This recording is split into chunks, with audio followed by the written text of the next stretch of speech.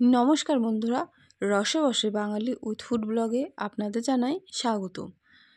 এই শীতের মরশুমে ফুলকপি আলু তরকারি খেতে কিন্তু বেশ লাগে। সঙ্গে যদি গরম গরম ভাত হয় তো খাবারটা বেশ জমে যায়। তো চলুন দেখে নেওয়া যাক আজকের নতুন আলু আর ফুলকপি দিয়ে রেসিপি। এখানে আমি একটা টাটকা একদম তাজা দেখুন ঠাসা ফুলকপি একটা নিয়ে নিয়েছি। প্রথমে এই ডাঁটিগুলো ফেলে দিয়ে পুরোপুরি ভালোভাবে পরিষ্কার করে নেব। আর ফুলকপির টুকরোগুলো কিন্তু বেশ বড় করে কেটে নেব।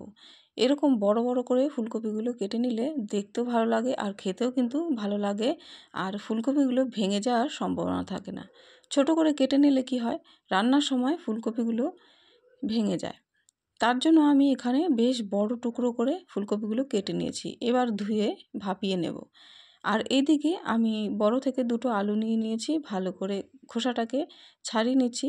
তবে এখন নতুন আলু খুব বেশি পরিষ্কার করার প্রয়োজন হয় না, হালকা এরকম পরিষ্কার করে আমি বড় করে টুকরোগুলো কেটে নিচ্ছি। আলুটাকে একটু বড় করেই দিচ্ছি, যেহেতু আমি ফুলকপিটা বড় করে কেটে নিয়েছি তাই আলুগুলো বেশ বড় করে টুকরো করে নিয়েছি। আর আমি আলুগুলোকে সেদ্ধ করব না, ভেজে রান্না করে নেব। তো ফুলকপিগুলো এবার আমি একটু ভাপিয়ে নিচ্ছি, তার জন্য গরম জল বসিয়ে দিয়েছি। আর ফুলকপিগুলো দিয়ে এখানে 1 চামচ পরিমাণ লবণ দিয়ে একটু ফুটিয়ে নিয়ে আমি ফুলকপিগুলোকে নামিয়ে নেব। এই শীতের সময়ে ফুলকপি বাজারে কিন্তু অ্যাভেলেবেল পাওয়া যায়, আর একদমই টাটকা ফুলকপি পাওয়া যায়। দেখলেই মনে হয় কিছু না কিছু ফুলকপি দিয়ে রেসিপি তৈরি করি। তো ফুলকপিগুলো সেদ্ধ হয়ে গেছে, নামিয়ে নিয়েছি। আর আজকে আমি পুরোপুরি বাটা মশলা দিয়ে রান্না করব। এখানে জিরে বাটা, ধনে বাটা আর আদা বাটা নিয়ে নিয়েছি। 1/2 চামচ লাল লঙ্কার গুঁড়ো, পরিমাণ মতো হলুদের গুঁড়ো, আর নিয়ে নেবো কাশ্মীরি লঙ্কার গুঁড়ো 1/2 চামচের একটু কম। এবার বসিয়ে দিলাম কড়াই। তেল দিয়ে তেলটাকে একটু গরম করে নিয়ে তারপর এর মধ্যে ফুলকপিগুলো ভেজে নেব। আর ফুলকপিগুলো কিন্তু আমি খুব বেশি কড়া করে ভাজবো না, জাস্ট একটু নেড়ে আমি নামিয়ে নেব। আর ফুলকপি ভাজার সময় হলুদ দিয়ে দেবো।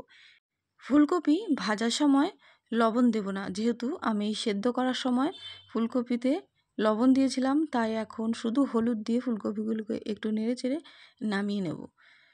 তো রসে বসে বাঙালি উইথ ফুড ব্লগ চ্যানেলটিকে সাবস্ক্রাইব করে পাশে থাকবেন। পাশে থাকা বেল আইকনটিকে অবশ্যই প্রেস করে রাখবেন, যাতে পরবর্তী নতুন ভিডিও সবার আগে আপনাদের কাছে পৌঁছে যায়। তো দেখুন ফুলকপিগুলো এইরকম পর্যায়ে হয়ে যাওয়ার পর আমি নামিয়ে নিচ্ছি। এবার ওই কড়াইটাকে পরিষ্কার করে আমি ফোড়নের জন্য দিয়ে দিচ্ছি সর্ষের তেল। বেশ কিছুটা পরিমাণ এখানে আমি সর্ষের তেল দিয়ে দিলাম। আর দিয়ে দিচ্ছি ফোড়নে একটা দারচিনি স্টিক, দিয়ে দিচ্ছি 2টো তেজপাতা, আর দিয়ে দেবো এলাচ। এখানে ছোট এলাচ আমি 3টে দিলাম। আর দিয়ে দেবো জিরে, গোটা জিরে ফোড়নে দিচ্ছি।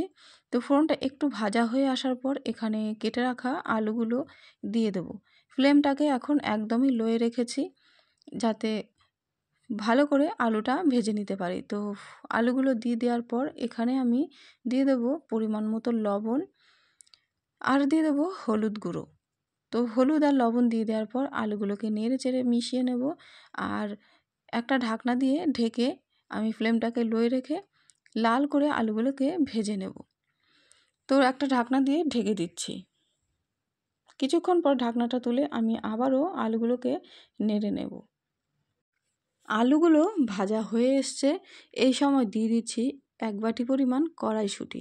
ফুলকপি আলুর তরকারিতে কড়াইশুঁটি পড়লে কিন্তু খেতে বেশ লাগে। ঢাকনা দিয়ে ঢেকে দিলাম যাতে কড়াইশুঁটিগুলো সেদ্ধ হয়ে যায়। তো দেখুন আলু আর কড়াইশুঁটি কিন্তু ভাজা হয়ে গেছে। এবার এর মধ্যে একটা বড় থেকে টমেটো আমি কেটে দিয়ে দিলাম।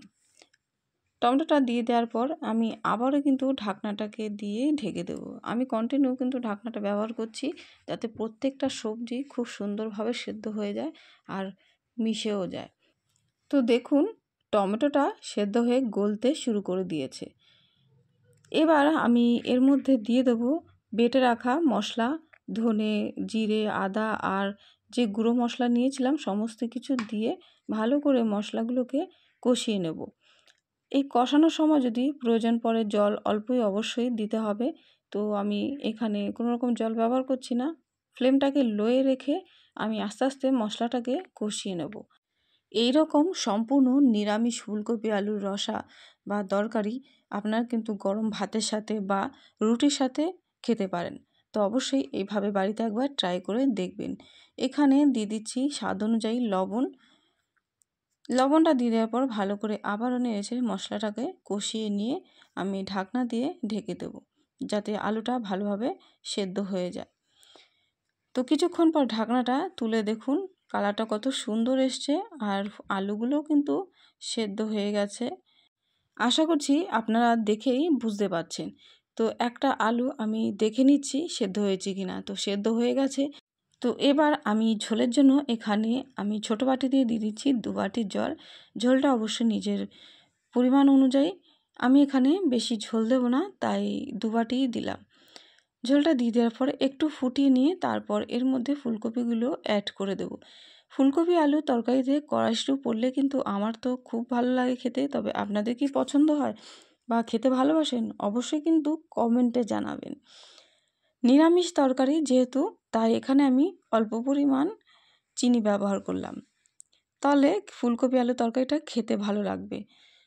তো ফুলকপিগুলো দিয়ে দিচ্ছি, দিয়ে দেওয়ার পর ভালো করে আবারও সমস্ত কিছু মিশিয়ে নেব।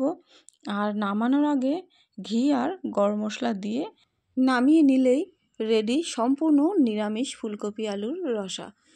গরম ভাতের সাথে বা রুটির সাথে, এমনকি লুচির সাথেও কিন্তু এরকম ফুলকপি আলু তরকারি খেতে পারেন। তো দিয়ে দিচ্ছি এখানে গরম মশলার গুঁড়ো ছোটো চামচের 1 চামচ, আর দিয়ে দেবো এখানে ঘিও দেবো আমি এখানে 1 চামচ পরিমাণ।